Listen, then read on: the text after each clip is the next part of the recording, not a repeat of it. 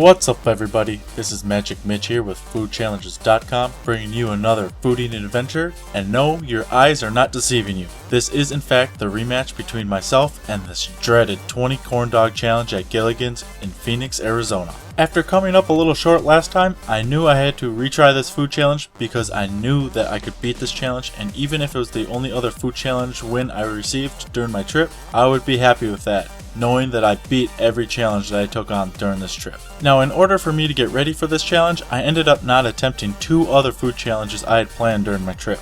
Part of that reasoning was to make sure that I was more focused and ready for this challenge, but another aspect was that after my first attempt, it took me a very long time to recover.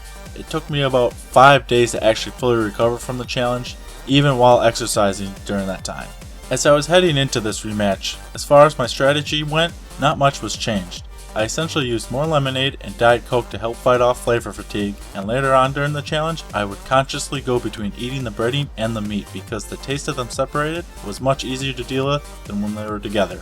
The only other thoughts I had were to either dunk the corn dogs or to separate all the batter from the meat itself before eating, and I don't think separating the corn dogs would have helped, especially since it would have taken extra time to do that, and then the meat and the breading would have cooled off much faster, which would have also made it more difficult eating later on. As for dunking, it probably would have helped if I had dunked the corn dogs in liquids, but as you'll hear me talk about time and time again, I don't particularly care to dunk any of my food during my challenges in liquids, and I don't typically encourage others to do so, except for certain instances where it's an absolute must in order to win, or it doesn't take away from the integrity of the food itself. So as I progressed through this challenge, I had a very similar experience as last time, so doing another challenge beforehand didn't nearly affect me as much as the simple fact that just eating 20 corn dogs just absolutely obliterates my body, both during the challenge and recovering afterwards. Although I did hit the wall once again during this food eating challenge, it was a little easier to manage this time around, but it was still a big struggle to keep pushing forward,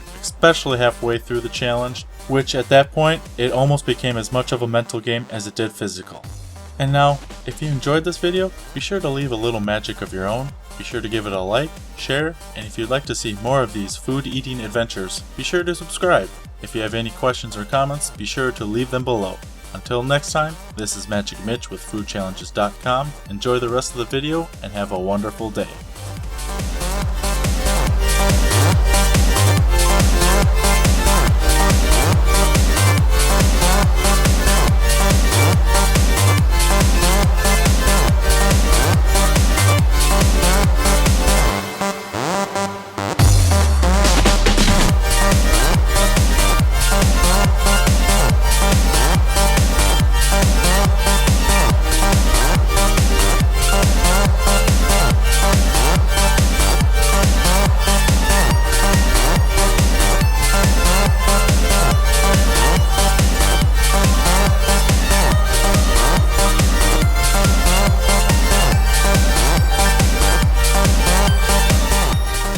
My back already hurts. Stop making me laugh.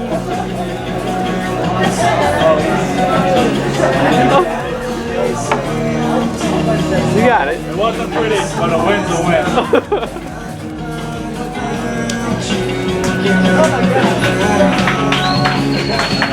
win.